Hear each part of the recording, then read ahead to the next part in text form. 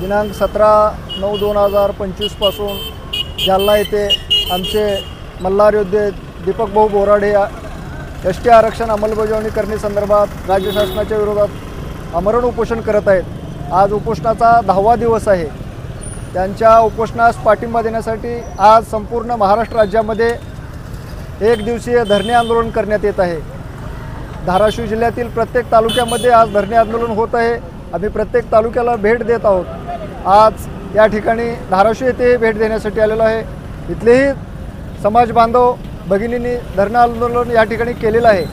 या उपोषणास पाठिंबा देण्यासाठी दिनांक 22/9/2025 रोजी संपूर्ण महाराष्ट्रामध्ये माननीय तहसीलदार व जिल्हाधिकारी मार्फत माननीय मुख्यमंत्री महोदयांना आम्ही निवेदन दिलेलं आहे। त्यानंतर आजचं हे 24 तारखेचं परवाचं विशाल इशारा मोर्चा झाला जालनामध्ये। त्यानंतर आज संपूर्ण महाराष्ट्र राज्यामध्ये धरणे आंदोलन एक दिवसाचं होत आहे।